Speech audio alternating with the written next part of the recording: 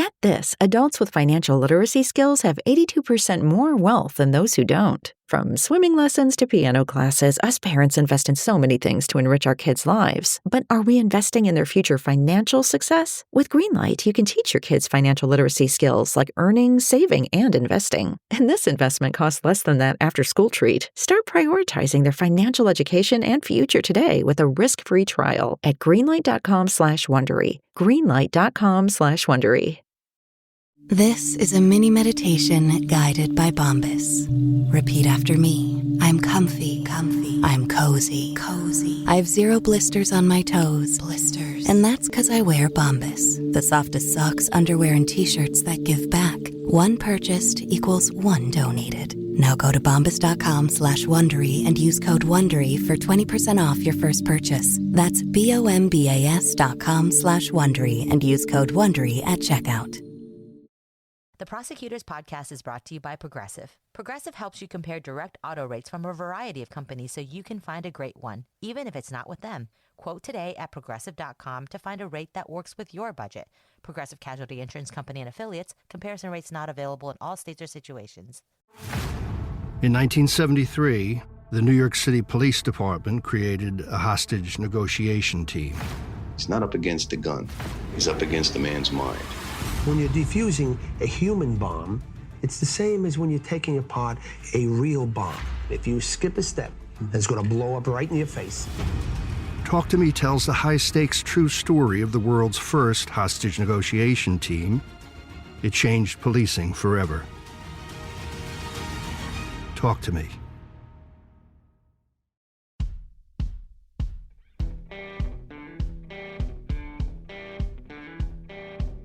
I'm Brett. And I'm Alice.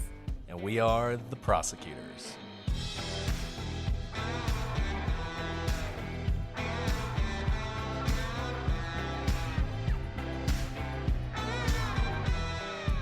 Today on the Prosecutors, we have a very special guest, Dr. Kristen Mittelman of Othram, Inc.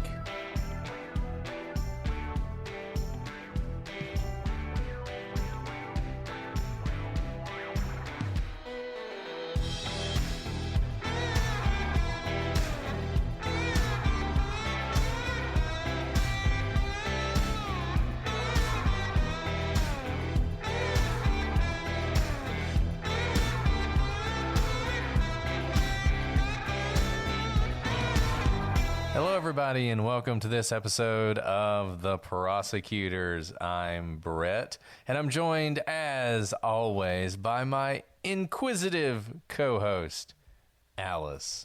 Hi, Brett. I am inquisitive because today's guest that we have, we're so lucky to have an hour of her time. I could not stop asking questions. We basically had to cut each other off because you guys are about to hear just one of the most fascinating, cutting edge developers in forensic DNA analysis, something you guys ask us about all the time. And I could not. And we don't know anything about. We don't know anything about. I don't know anything about. I don't know anything about the medicine, about the science, about the forensic science of it. All I know is that it can help solve cases. And that's exactly what our guest does today. She is a real superhero who doesn't wear a cape, instead works in a lab to help solve sometimes 100-year-old cases. No, it's really amazing. You guys are going to enjoy this. So we're going to play our interview with Dr. Kristen Mittelman, and then we'll be back after it's over to tell you how you can support the work she's doing. So I hope you guys enjoy the interview. Alice, I am really excited. I know you're excited. We have today with us Dr. Kristen Mittelman, who is the Chief Development Officer at Othram, Inc., and just one of the most accomplished people. People always talk about how do we have enough time to do what we do. I have no idea how Dr. Mittelman has enough time to do what she does. She is a PhD in biochemistry and molecular biology from Baylor College of Medicine, and we are just deeply honored to have her on the show talking to us about DNA. And you guys, I met Dr. Mittelman, let's see, 2 crime cons ago in Austin. We talked and I was blown away because you guys, we'll stop talking a second because you will see very, very soon that you're just going to want to hear her talk nonstop. The passion she has for this type of technology for solving crimes, cold cases, and for doing good. And not because it's good for the bottom line, but because it's good for victims, families, and also for the future development of this technology is going to blow you away. So guys, hang on to your hats, hang on to your seats, because you are in for a treat. With that huge intro, Dr. Mittelman, thank you for being here with us. Oh, thank you for having me. And I hope I can live up to that intro. Well, Dr. Mittelman, do you want to give a little introduction to yourself and what you do? Absolutely. So I'm the Chief Development Officer here at Othram, like you said, and my job is to make sure that all these cases can be funded and all these cases can be solved. I'm the interface to federal government, trying to advocate for this technology, explain the power of this technology and how it's affecting people across the globe now. And I advocate alongside everyone else that is an advocate for forensic genetic genealogy all the time on these different types of cases, and using advanced DNA testing every time that a CODIS profile or CODIS hit isn't there and you sort of hit a DNA dead end in an investigation. I help work with different philanthropists and different philanthropy groups to show what's possible. When Othram started back in 2018, it was the end of 2018. We didn't run our first case until 2019. There were a few cases being solved here and there. I know a lot of you heard about the Golden State Killer case that happened. And then there were a few other ones that you heard here and there, but you didn't see every case that had DNA and a failed CODIS profile come back and be solved. And that is the reason we started Othram. We don't believe it's justice unless it can be applicable to every single case. And so we decided, okay, we're going to build one of these advanced forensic labs, the most advanced forensic lab, and build it using the most advanced genomic technology out there. But within the forensic process, a lot of what you saw before were people using this advanced genomic testing, a lot of which many of us here, including myself, but David, who is our CEO, he actually was part of the first Human Genome Project, the 1,000 Human Genome Project. He helped NIST build the standards that the FDA uses today to make those life and death decisions using this type of sequencing. A lot of us were part of that process in different places. I mean, I have to say more than 10 of us here were part of creating this technology for use in medicine, for use with consumer testing, like you see at 23andMe or Ancestry. I don't know if you guys have taken those tests. And what you saw early on when this technology came into play is people were using those consumer assays or those medical assays to run forensic evidence. And sometimes you would get a result, but most of the time you wouldn't, because forensic evidence is exactly the opposite of what fresh DNA evidence that goes when you go to the doctor and they take your blood, or when you do one of these consumer tests and you're spitting in a tube for a while and they tell you not to eat for 30 minutes to an hour before. You're looking for fresh DNA. You're looking for DNA that is single source. You're looking for DNA that's not contaminated with anything else. Forensic DNA is exactly the opposite. I mean, we're working with bones that were found, in sewage tanks for decades, and bones at the bottom of a lake or left outside for 40 years. And we're working with trace amounts of DNA from a sex assault. There's one, the Stephanie Isaacson sex assault right out of Las Vegas. She was a 14-year-old girl. She was walking to school early in the morning. She was abducted, brutally raped, and murdered. And the only DNA that was left was 0.12 nanograms of DNA. That's about 15 human cells. If I touch my hand, I've left hundreds of cells. So 15 human cells from a 32-year-old assault. It was a mixture of perpetrator and victim, and we were able to identify that perpetrator. And then when CODIS testing confirmed our identity, it actually led to another hit 3 years before for another rape homicide that this person had committed. It's unbelievable. But to be able to work with those types of DNA inputs, to be able to work with DNA that has been burned, DNA that has been chemically treated, that's a very different process. And so what Othram did is we set out to create all the different processes necessary to be able to work with every piece of DNA evidence that can possibly be sent to us. And we're still working on that. we are in 2022, and we have now a QC process. We've touched more evidence than anyone else on earth with this type of testing, and we've done it all in-house from beginning to end. So every time we run one of these tests and we get a profile, we call that a truth set, because now the next time we see DNA that has similar properties, we know exactly how to get to that very end, and we know how to get there faster. And so we have created a process. It's kind of like maybe a car inspection for DNA. You take the DNA that you found at the crime scene and you measure all the different properties. How contaminated is it? Does it have non-human DNA? What is the mixture between one and the other? All of these different properties, many more than what I just named. And then we look at previous examples where we were able to build a profile and identify the perpetrator or victim. And we can tell you up front whether or not we're going to be successful.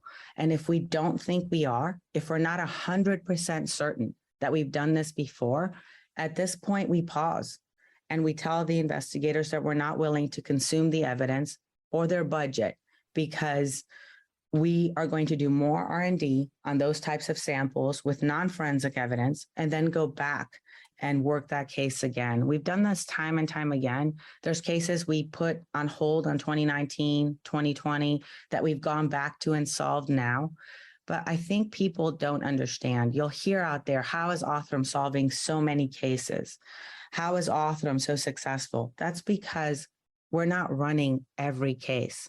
We're running the cases we have done enough R&D research with that we are confident, 100% confident that we are able to build one of these profiles. David will kill me for saying 100% because nothing is 100%, and I am a scientist, but our QC process, it errs to the side of caution so much that thus far we have been 100% in being able to predict whether or not we can build one of these profiles. And let me ask you about that. So I think a lot of people don't understand the idea of like DNA being used up or testing DNA and then not being able to test it again. Can you sort of explain what that means? Yeah, DNA is consumable. And when you go to the doctor and you give blood and they don't get a result, well, at least you can go back and give more blood and try that test again. When you have evidence from a forensic crime scene and you test that evidence and you don't get a result, that's someone's last hope of being identified. That's someone's last hope of getting justice for what happened to one of their loved ones. And it's consumed. It's gone forever. And that's why it's so important. I should have led with that. That's why it's so important to have a QC process, to have a way to know that you're actually going to bring value to the investigation before you even consume that evidence. So for those people like myself who have no medical background, we say this all the time in our show, but I don't think I actually understand the science. How is the DNA consumed when it's tested? Is there some like analogy you can give, lay people who don't understand the science? What is done to the DNA that literally consumes it so that there's not more to test in the future?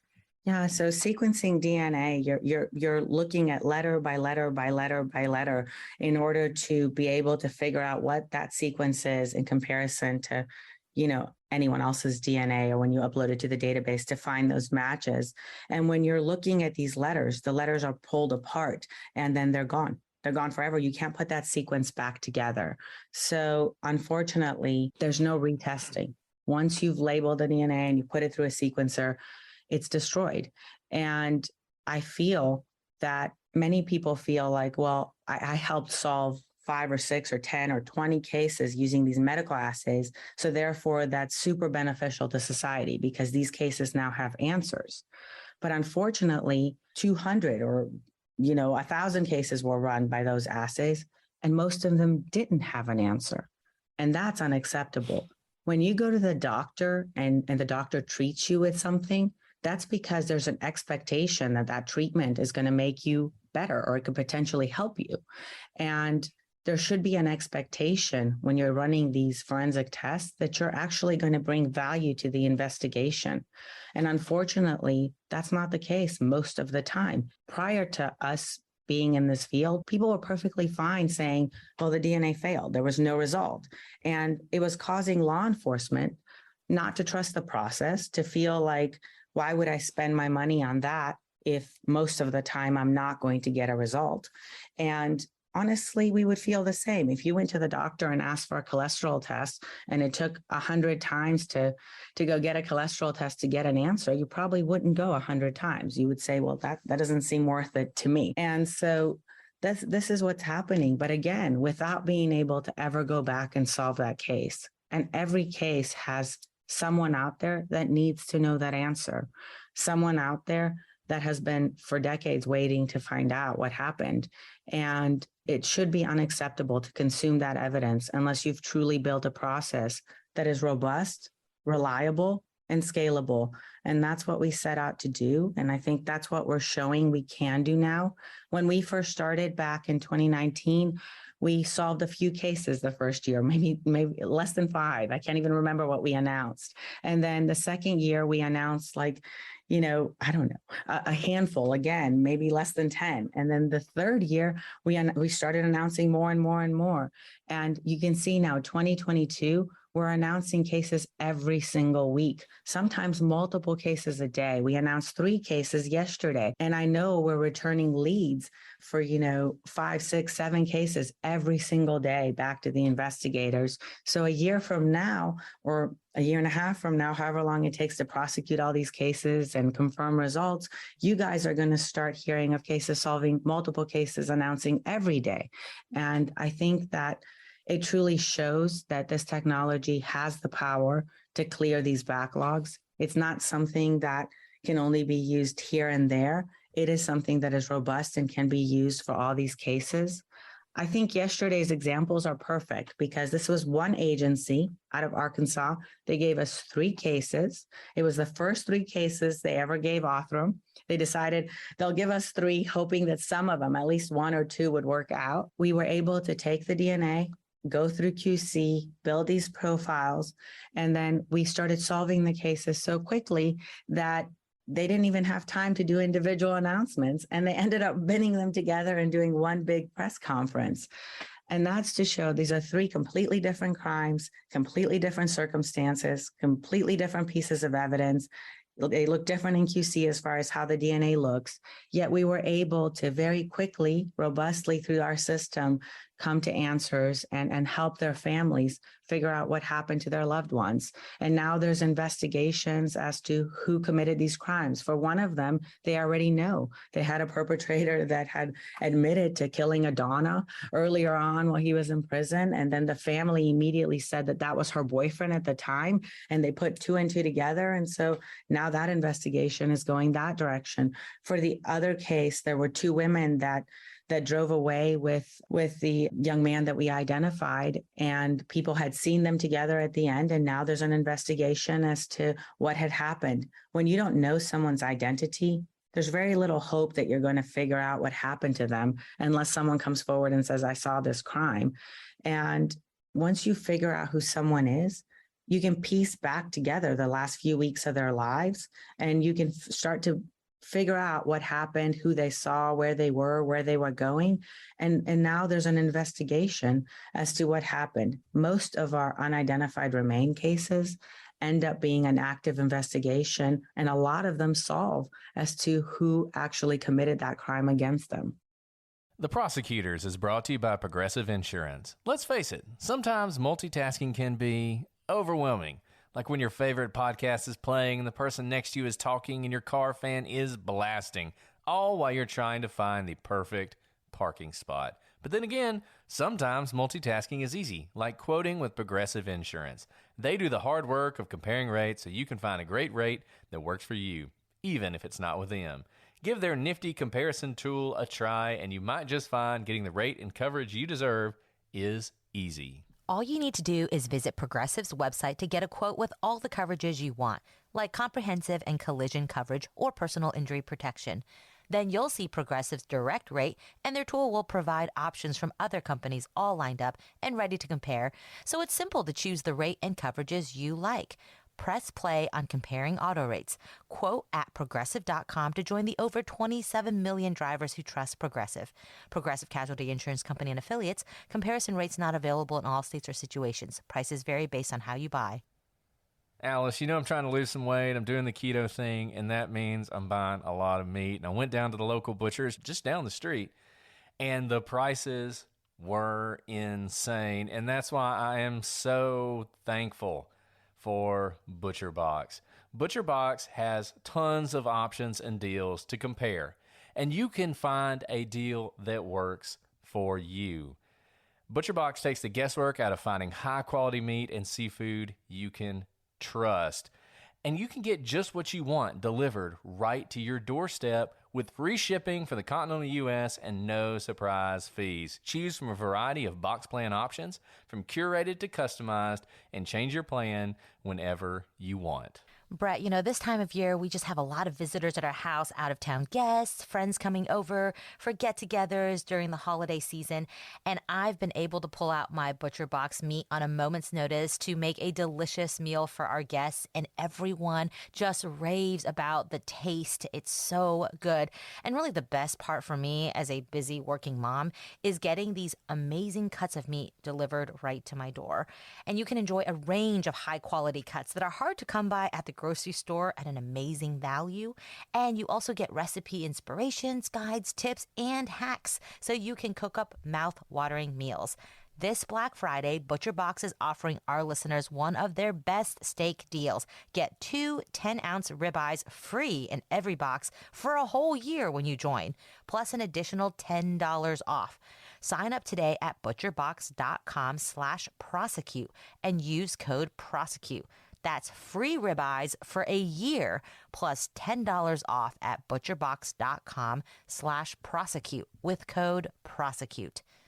Guys, we've talked about Faherty before. They are one of our favorite brands. It's a family brand founded by Alex, his wife Carrie, and his twin brother Mike that channels their love of the beach lifestyle into clothing for life's greatest moments. And they are passionate about craftsmanship, comfort, and sustainability. Most of you know November is Native American Heritage Month, and Faherty's ongoing partnership with Native designers supports Native communities while helping end appropriation in fashion. Every piece is designed to be a lifetime favorite, and if anything happens along the way, Faherty will replace or fix your clothes for life, no matter what. We've talked a lot about the clothes we love, and this winter, it is more of the same. You can layer up this winter with their best-selling Legend sweater shirts for men, women, and kids. Or get your hands on recycled high-pile fleece jackets and new Frost sweaters. We love them all, and you're going to love them too. Faherty is giving all Prosecutors listeners an amazing deal. 20% off on your order. Head to fahertybrand.com/TP and use code TP at checkout to get this deal. That's code TP at Faherty, FAHERTY brand.com/TP for 20% off. fahertybrand.com/TP. Brett, life seems to just always be going 100 miles per hour for both of us, I know, working full-time and also this podcast, and not to mention our very rambunctious little kids. It seems like they always want to eat, and I never have time to run to the grocery store, which is why I'm so excited about our sponsor, HelloFresh. Because with HelloFresh, you get farm-fresh, pre-portioned ingredients and seasonal recipes delivered right to your doorstep. You can skip trips to the grocery store and count on HelloFresh to make home cooking easy, fun, and affordable, and that's why it's America's #1 meal kit. For me, I love being able to cozy up and save money by cooking at home. My kids love it too because they can join in on the cooking fun, and fall's a perfect time to experience the delicious taste and unparalleled convenience of HelloFresh. Yeah, Alice, and if you have a packed schedule, HelloFresh's quick and easy meals, like their 20-minute recipes, or low prep and easy cleanup options, mean you'll spend less time in the kitchen and more time with your loved ones enjoying HelloFresh. We love HelloFresh. We have never made that a secret, and we hope you guys will join us as well. Go to HelloFresh.com/TP65 and use code TP65 for 65% off plus free shipping. That's HelloFresh.com/TP65 and use code TP65 for 65% off plus free shipping, and find out for yourself why HelloFresh is America's #1 meal kit. What's your time frame? It sounds like you guys are flying through these tests, because we always hear, in our role as prosecutors, testing is backlogged. It takes forever. I'm talking, we have to hold off charging someone a year, 2 years, 3 years sometimes, because testing is so backlogged. It sounds like you guys are flying through testing. Can you talk a little bit about how you're able to do that, what your time frame is like in terms of testing, and how you're able to deliver that when it seems like every other lab is just, dragging? Yeah. So again, our experience in the medical field and in medical genomics has really helped us scale this process. You can imagine there's, hundreds of thousands of medical samples being run at a lab at the same time. There's automation and all this process. So when we built Othram, we built it with the idea that we would scale this process the way that it scales in a true genomics lab. But again, by maintaining the forensic process. If you ever come to Othram, and I hope both of you do come and visit, because it's so hard to describe in a podcast, but the lab is truly forensic. It's unidirectional, just like you would see in a forensic lab. If you go towards the end, you have to go home and shower before you come back. We have these vestibules that you go into and get dressed before you enter the rooms. All the rooms are fractionated into smaller rooms. There's bone rooms where the air is going directly to the outside. And then there's all the negative pressure, all of the things you would want in a forensic lab. But at the same time, using the equipment and the power of advanced genomics to truly unlock answers in that DNA. So instead of using equipment from 30 years ago and using the forensic process, we've taken the latest, best possible sequencer out there. We've created all of these upstream processes and all the computational power that comes with our team of experts that have worked on DNA technology from the very beginning, from conception of the first human genome project, put it all together in context of forensics and truly feel like we are starting to create sort of those roads to justice. And Othram is not going to solve every case on earth, obviously, by ourselves. That's not possible. I know you guys might have seen our announcement working with Canada and the UK, and yesterday our announcement with Australia. And it's amazing to be able to participate and bringing justice across the globe. But there's 250,000 cold cases in the US alone. 40,000 unidentified remains. One lab is not going to do that. And that's not our plan. Our plan is to build the technology, test it so much, have so many truth sets where we know exactly how to make it robust, and then transfer that technology to all of the state labs, other labs that want to work on this, and hopefully soon be, not one lab, but 1,000 labs doing the right thing when it comes to DNA testing and forensics and getting these answers from the most intractable evidence. And I think that's when there's going to be real impact across the world, because people are going to realize that if they leave 15 cells, if they burn their victims, if they, chemically treat their victims, if they cut their victims into 1 million pieces and put them at the bottom of a lake, we're still going to be able to identify them. And we're still going to be able to figure out who did this. And I think it's going to truly become a deterrent for crime. I think you just made a bunch of serial killers like shaking their boots just now. Earlier, you mentioned CODIS. Just for people who don't know, what is CODIS? Why does it fail? And why are you able to succeed where CODIS doesn't? CODIS doesn't fail. CODIS was built to confirm identity. CODIS is the standard STR testing that has 20 markers that has been used in forensics for 30 years. And when you build one of these 20 marker profiles, you upload it to the CODIS database. That's the database owned by the FBI that has known perpetrator DNA in it. And if that person has committed another crime, that confirms that they're a hit, and you know exactly who that person is, and their identity is confirmed.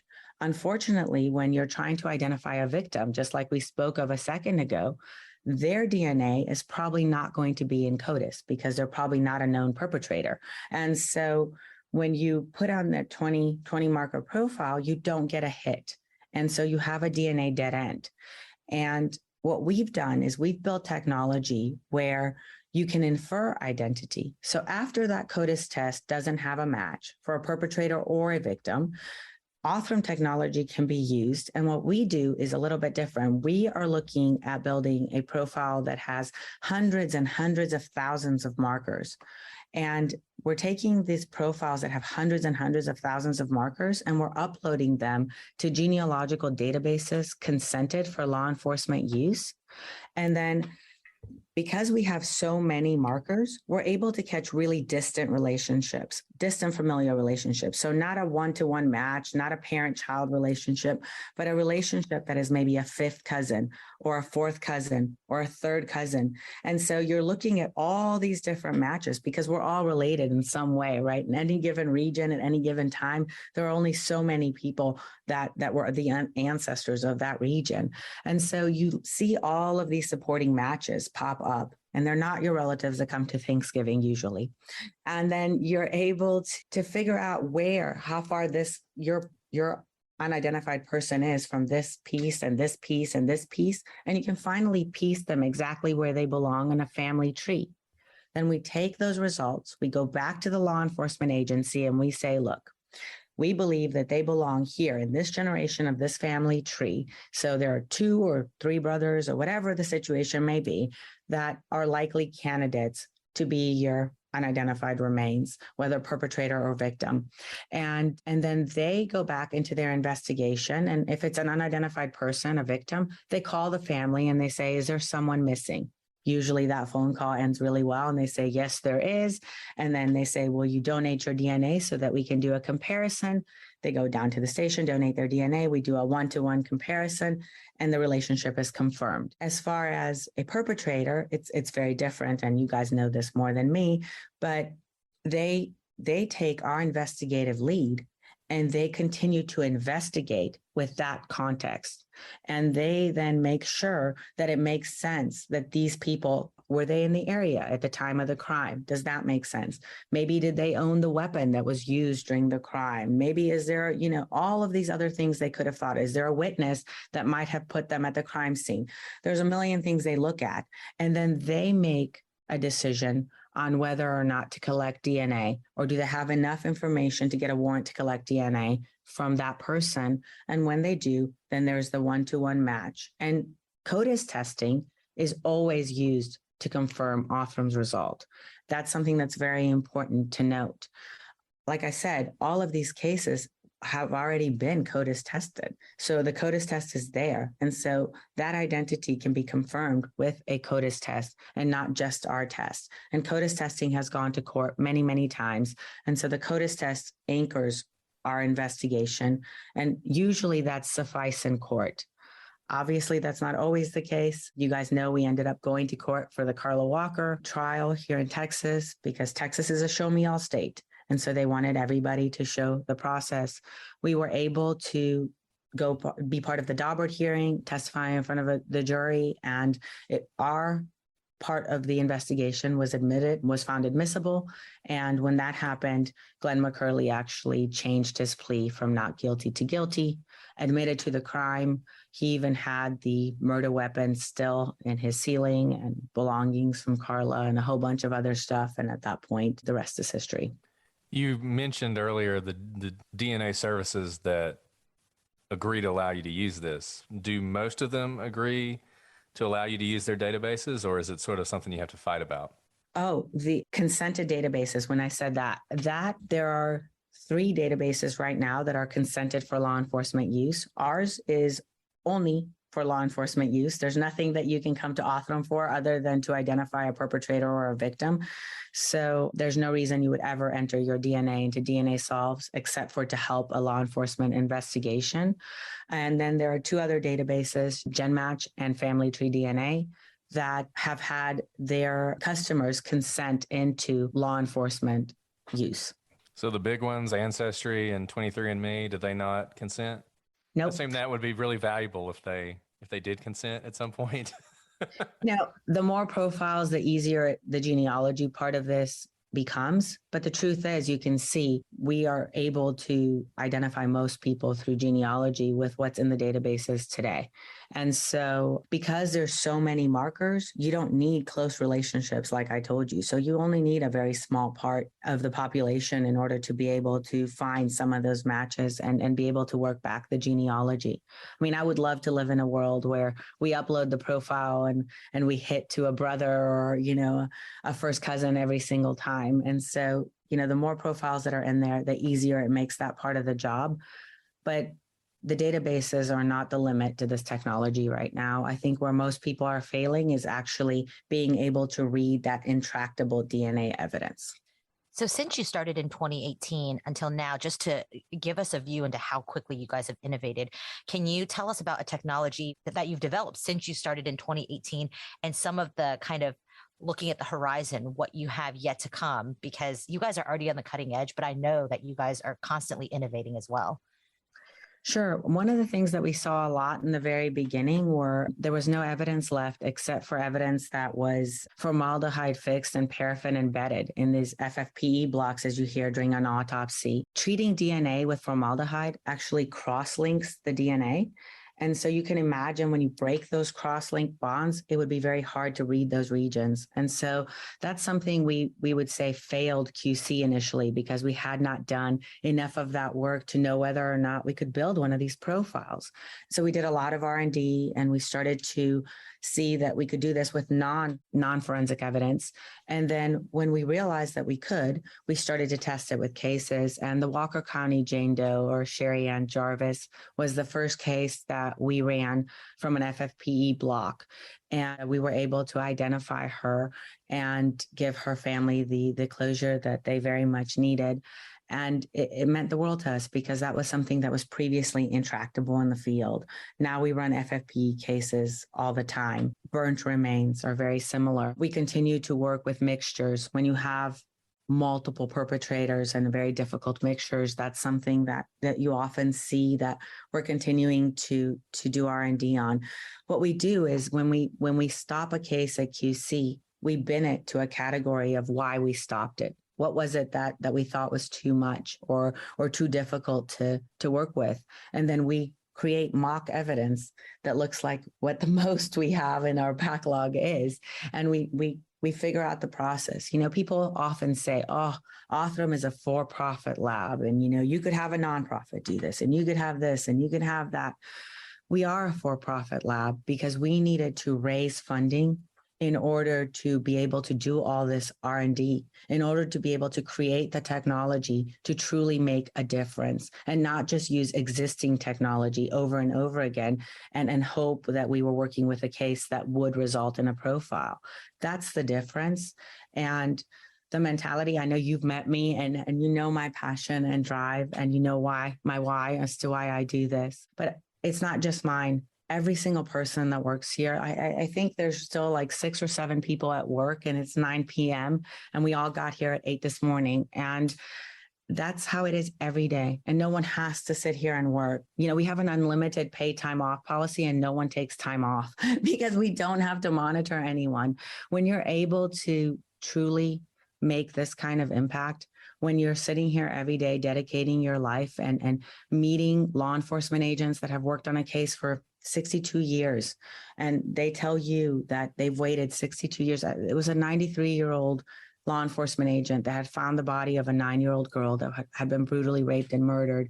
And he told me, I've waited my whole life to hear the name of the person that did this. And now I can rest in peace. I've met, family members that would go back to the scene of the crime, hoping that the perpetrator would come back and relive the crime and that they could confront them and find them and just sit there for overnight.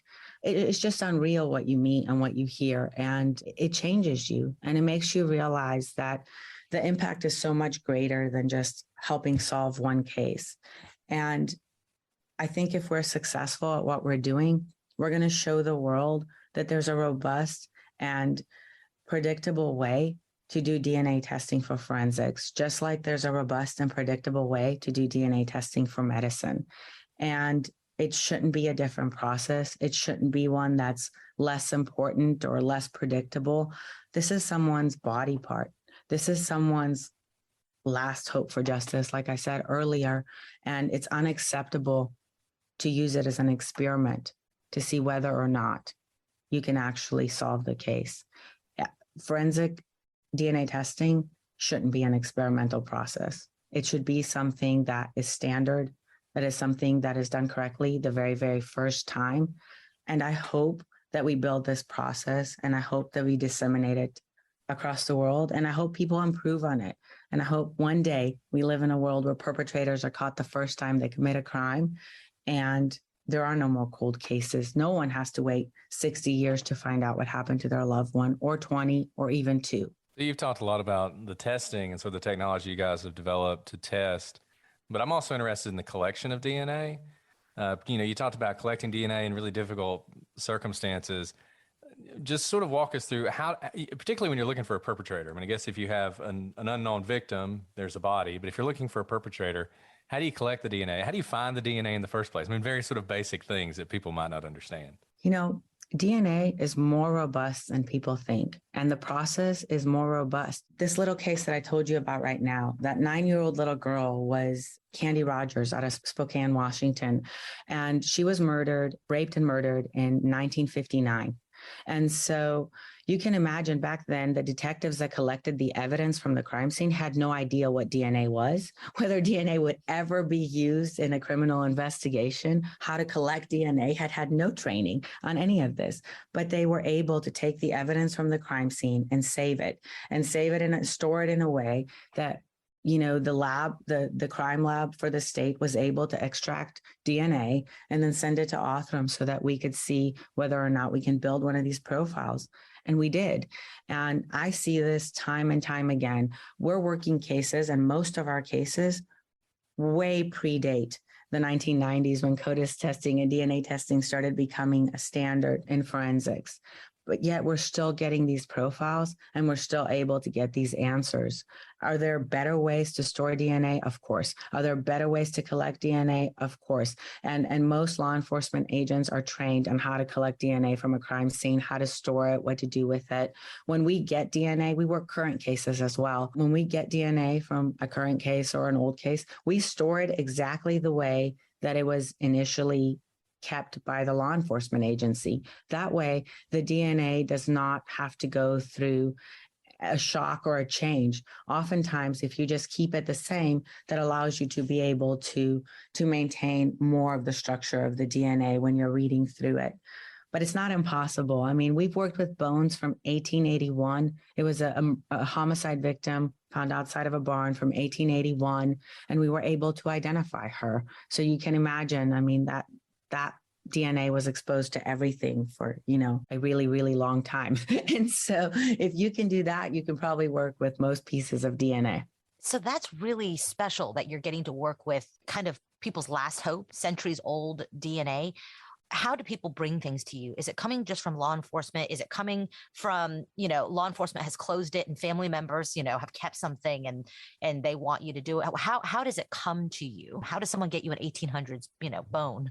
Exactly. Othram made a choice very early on that we would only work for law enforcement. And so we do not accept evidence from anyone other than a law enforcement agency. We work at the local, state, and federal level. And so if a family member reaches out and says, I would really like you to look at our case, we do have our case managers reach out to that law enforcement agency and say, if there is something we can do to help, we'd love to help.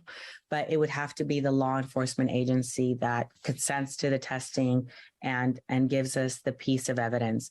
And that's extremely important because our role here is to be a tool for investigators to use for the rest of time, to be able to sort of solve these cases that were previously intractable or unsolvable.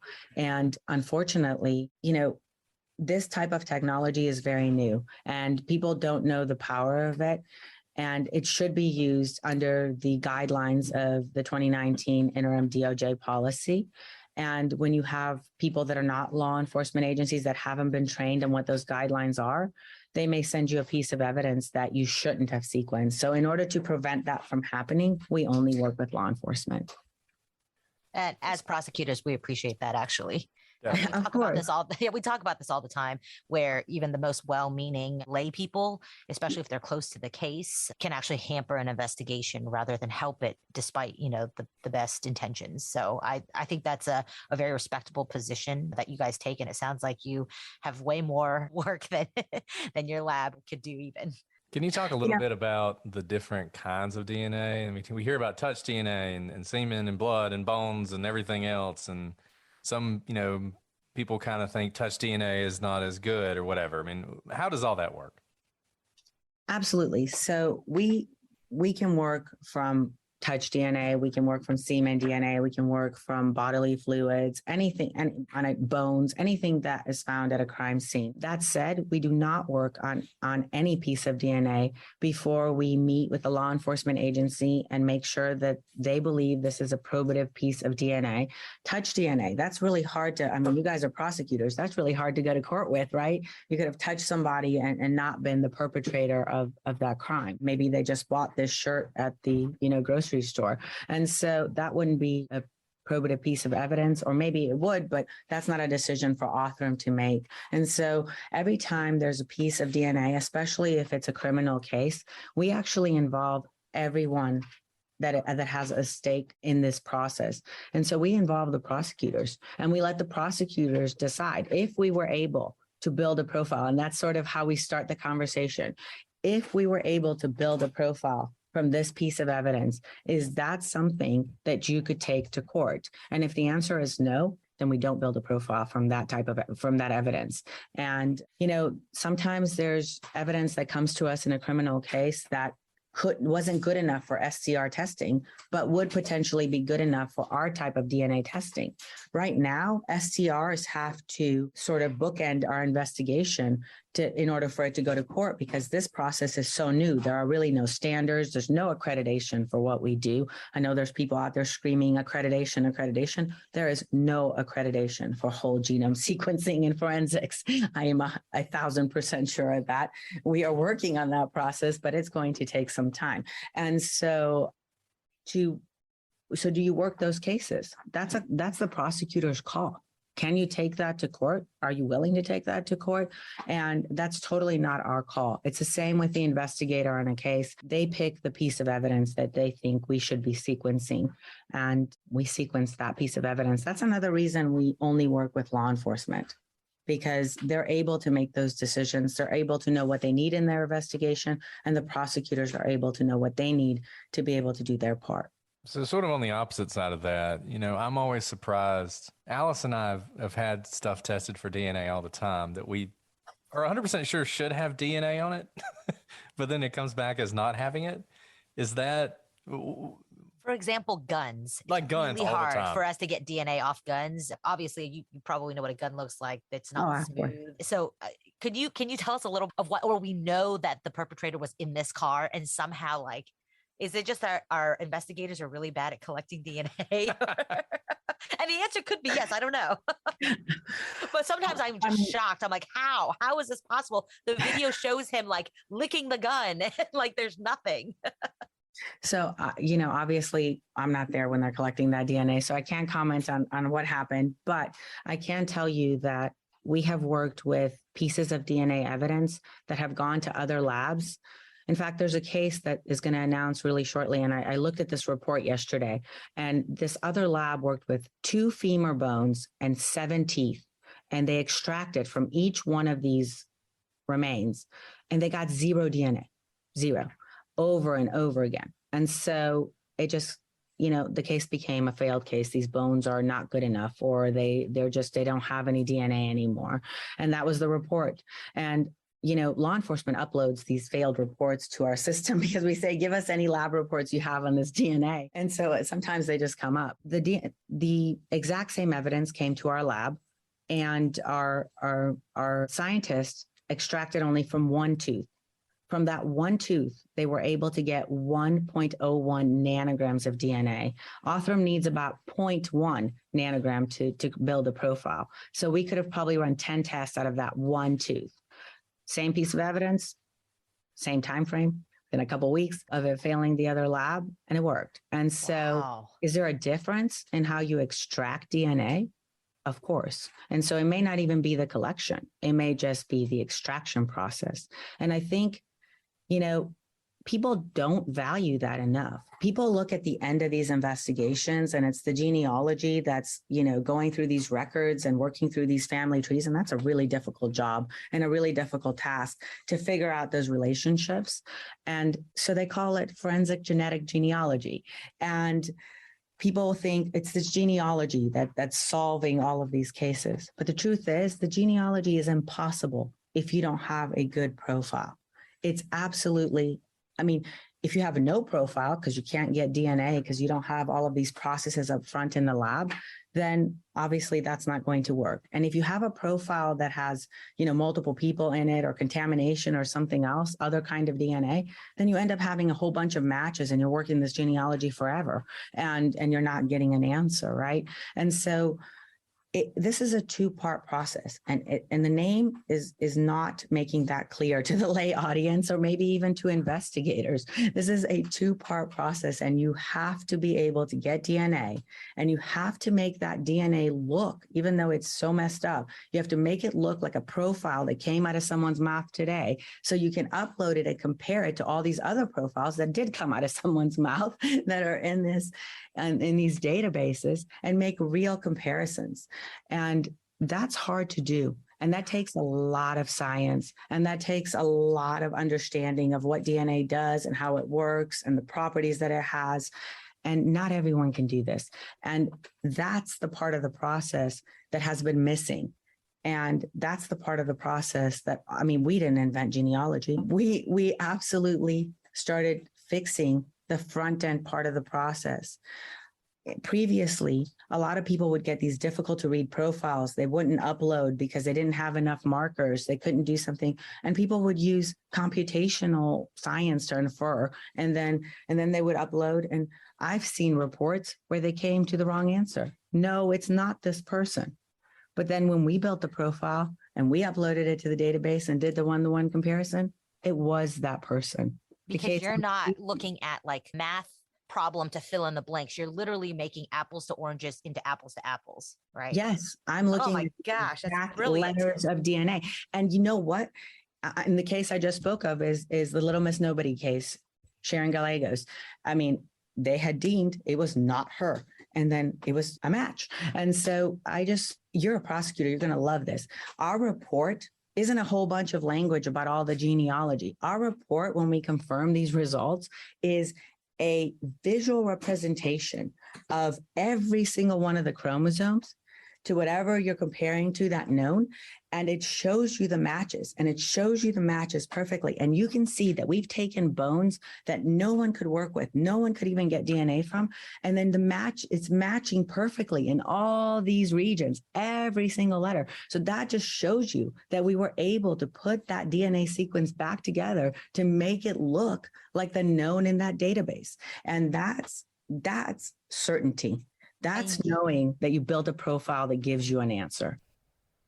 Alice, this holiday season, I want to give a gift to my loved ones that makes them feel special and unique, just like the relationship we share. And that's why I'm giving everyone I care about Storyworth. Storyworth is an online service that helps you and your loved ones preserve precious memories and stories for years to come. It is a thoughtful and meaningful gift that connects you to those who matter most. Every week, Storyworth emails your relative or friend a thought-provoking question of your choice from their vast pool of possible options. Each unique prompt asks questions you've never thought to ask, like, what's the bravest thing you've ever done in your life? Or, if you could see into the future, what would you want to find out? The first time I used Storyworth, I used it for my mom, and I gave the gift to her and let her answer the questions. This time, I'm actually having them send the questions to me. And my plan is when the book is finished, it'll be something that I can give to my kids, and they can learn more about their dad than they probably ever wanted to know. And Brett, I just love this gift because it is always a showstopper. People love being able to kind of document these great family stories, and it's just such a thoughtful gift. You get to read these weekly stories that help you connect with your loved ones, whether you're answering the questions or having a conversation with someone helping them answer the question. With Storyworth, I am giving those I love love most, a thoughtful, personal gift from the heart and preserving their memories and stories for years to come.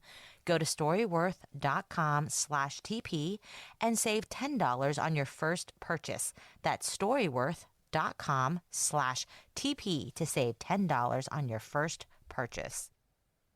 Brett, as the holidays creep upon us, I always get so nervous about getting the perfect gift, especially for those hard to shop people like my brothers and my brothers-in-law. And what's even worse, I hate having to fight the crowds with my screaming kids, trying to find parking.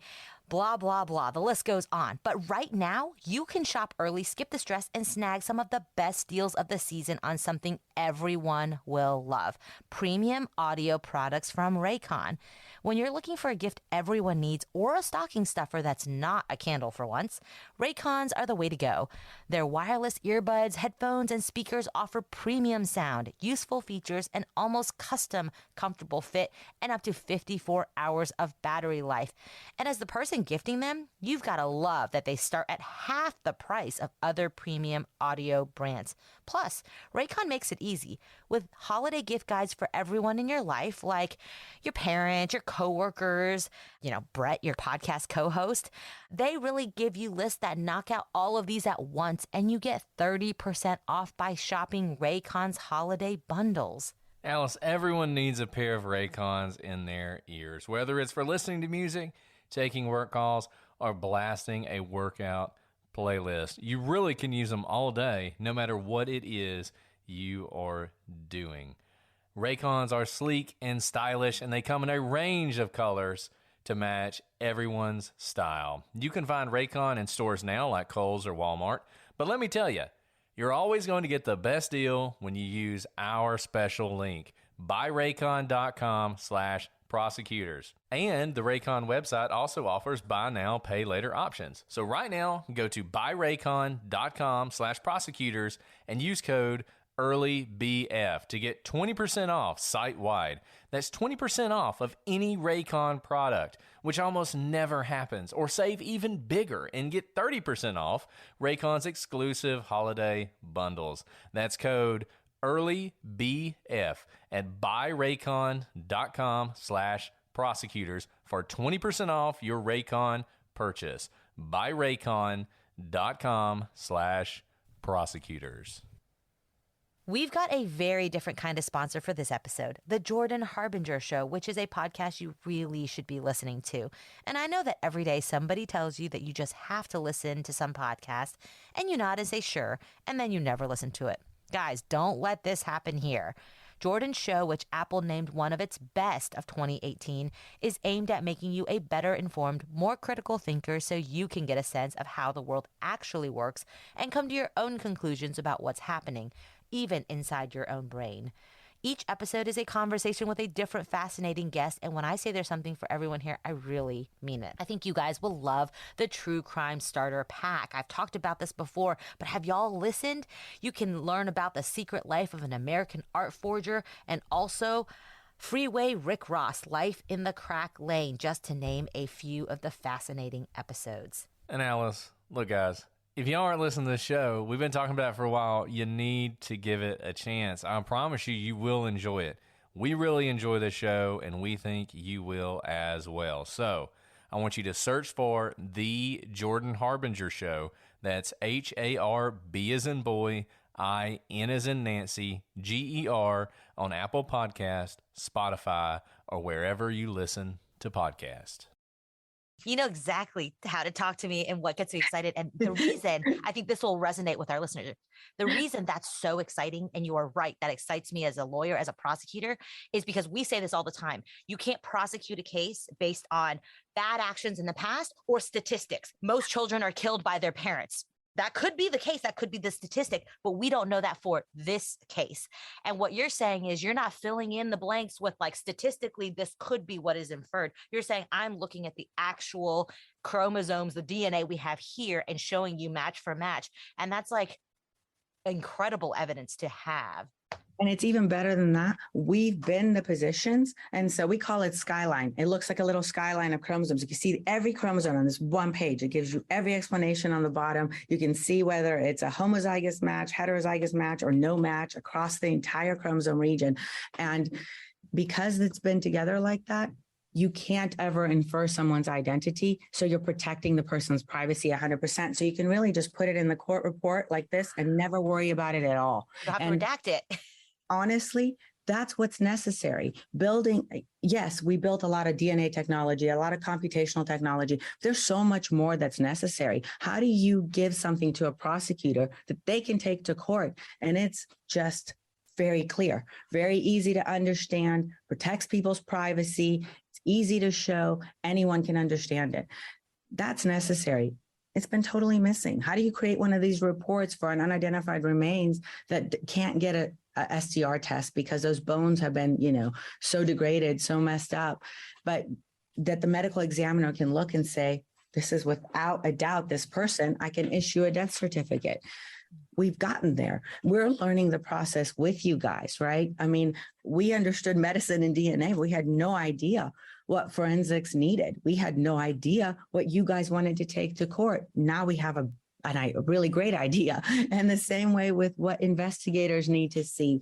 And we are going to build all those tools from beginning to end. And that's the reason we kept it all in-house so far, until there's a process that is just foolproof. Someone can get their Othram box in their lab, measure the type of DNA, figure out, can that DNA, what are the properties, kit that science, okay, I need to use kit A to do this, kit B to do this, whatever it is, and then get that answer, have that foolproof report sent to their prosecutor, and they're done. Then yeah, everyone will be able to solve these cases. It won't be just Othram, and the world's going to be better for it. It's going to be a safer and more just place.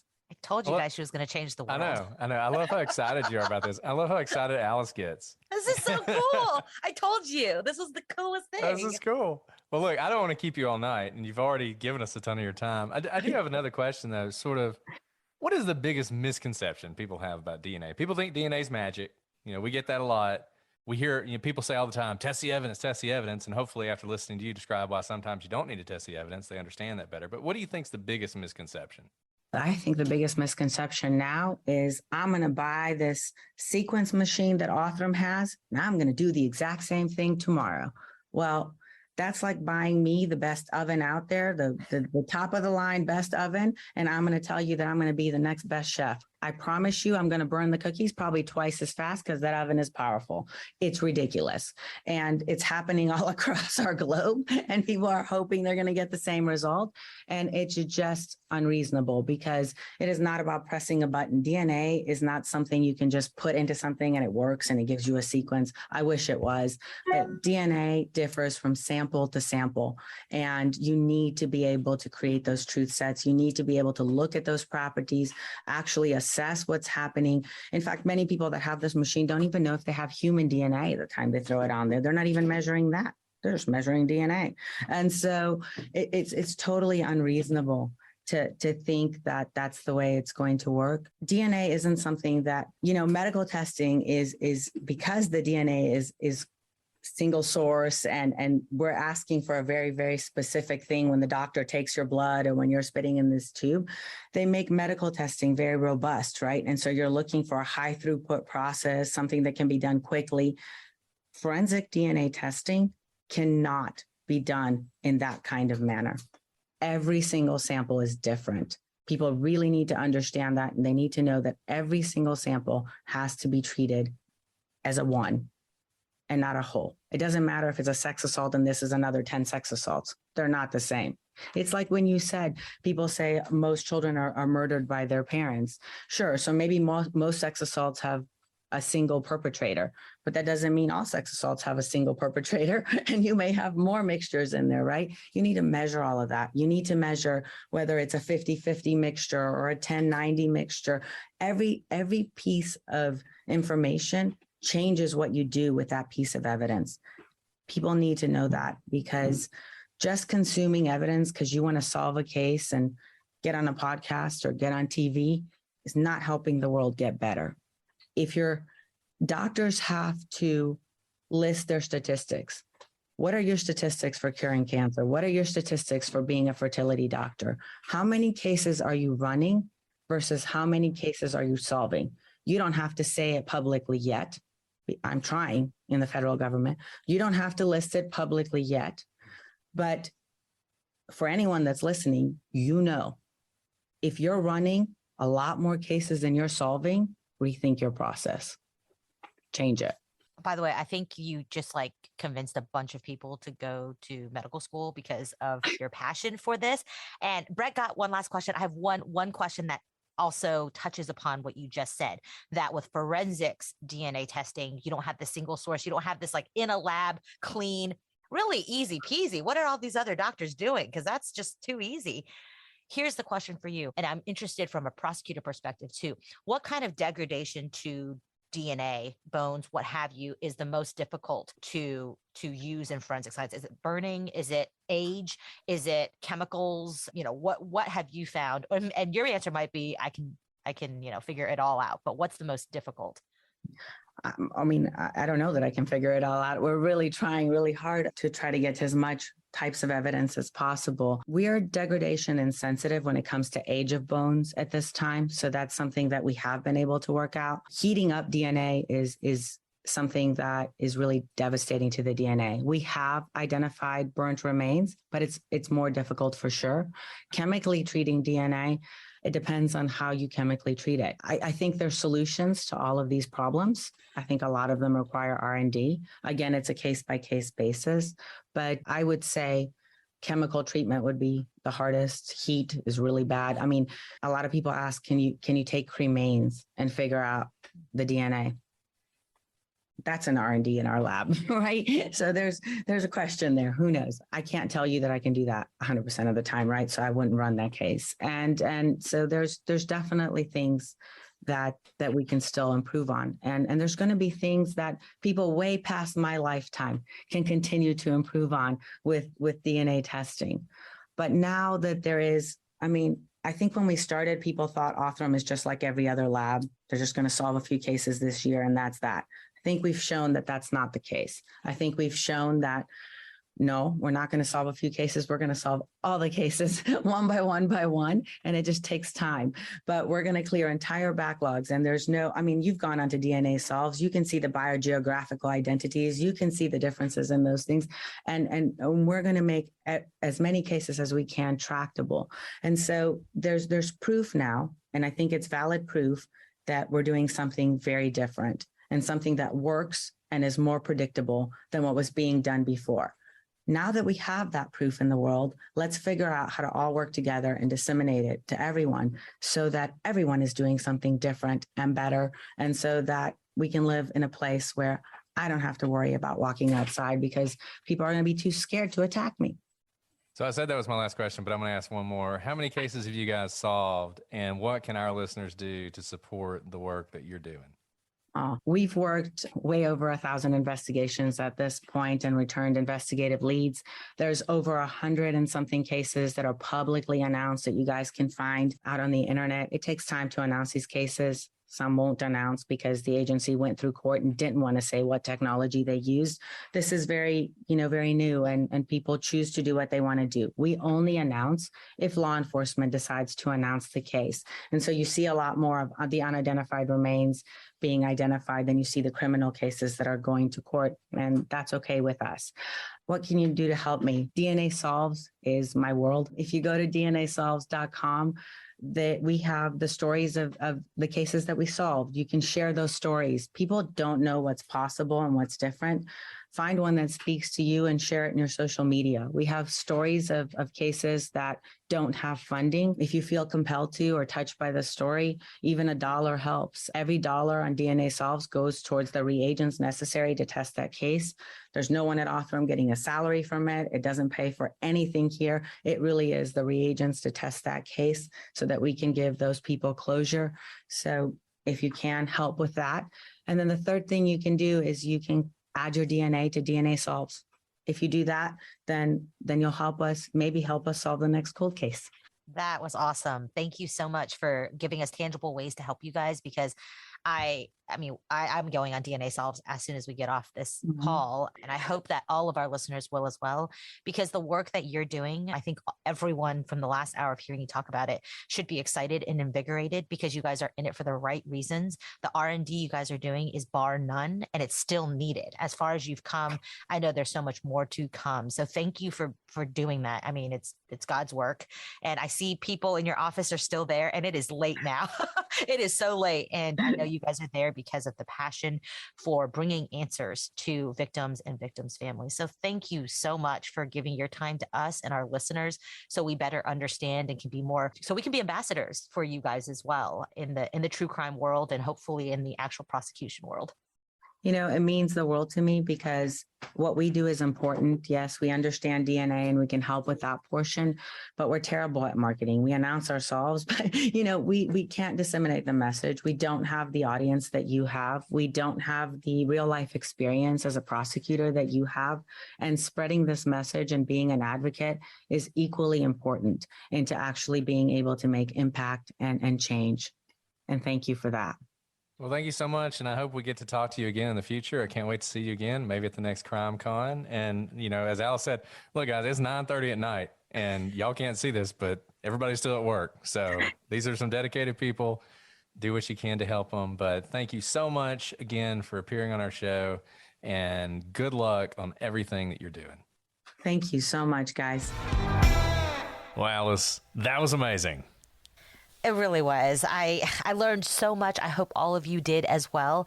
And also, it's so great to learn about the different facets of the true crime community and what they are doing to support the justice for victims and closure for victims' families. And, I'm excited because there are actually things we can do, not just learning about the great DNA research and development that Othram is doing, but things that we can do to help them help solve cases. And you guys heard Dr. Mittelman. There is a way you can help if you want to take part. We are going to be donating on DNAsolves.com to the Warren Police Department teams with Othram to identify baby Joan Doe. This is an infant baby girl found in Warren, Michigan, who has been unidentified for more than 20 years, and that little girl deserves a name. So we're going to donate to that. You guys, if you want to donate to that with us, feel free. There are lots of cases on there that need our support. And this is a concrete way that we can make a real difference out there in the world. So I hope you guys will join us. This was an amazing interview. Thank you so much to Dr. Mittelman for doing that with us. And thank you to Cheryl McCollum for connecting us to her, because Cheryl is awesome and amazing and supports us and has supported us from the very beginning for reasons that aren't clear, because she's way too cool to be talking to people like us, but she does. We do love you, Cheryl. Yeah, she's great. Okay, Alice, do you have anything else you want to add before we sign off? No, all that I can say is this interview was done late at night. You heard Dr. Mittelman was still working, and so were her colleagues. And despite it being late, I am so invigorated. I'm so excited about people like her who do what she does. And so we hope you guys are invigorated as well. And there's hope, especially when we all work together. So donate along with us and support the great work that they're doing. And look, you can't fake that kind of enthusiasm, especially at 10 o'clock at night when you've been working for basically 24 hours straight because they've had so much going on. You can't fake that enthusiasm, and it was a real honor. Well, we'll be back next week with more standard episode where we look at some other unsolved cases and see what we can figure out. But until then, I'm Brett. And I'm Alice. And we are the Prosecutors.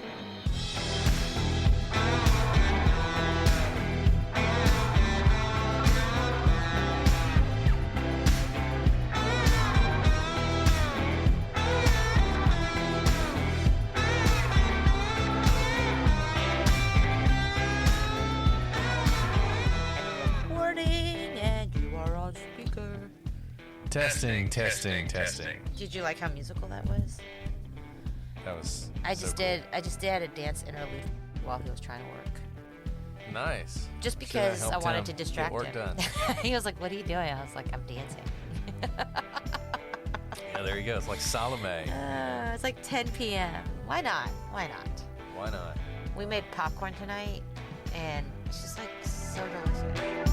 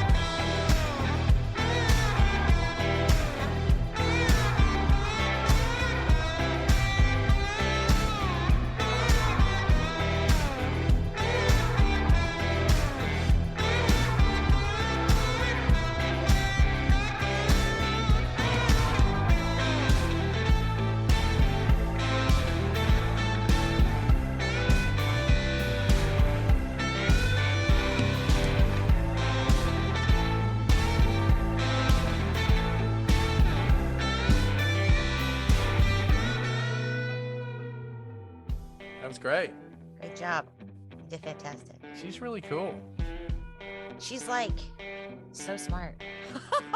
I know. I'm like, I wish I was how do I distill this so that I can understand it? Exactly. It's like, It was not breaking it down for our listeners. I was breaking it down for me.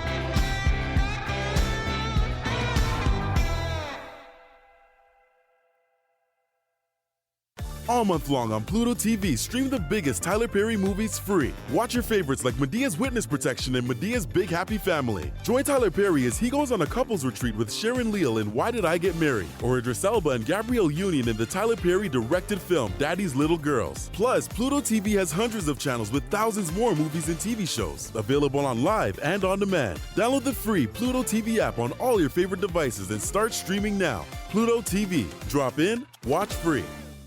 Find yourself looking for a new job or change in career? Monster.com is here to help.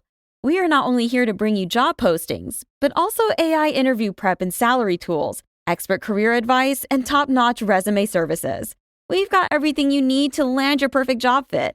Discover the magic of finding the ideal job with Monster.com. Your future starts now. Visit Monster.com today. Your next job opportunity is just a click away.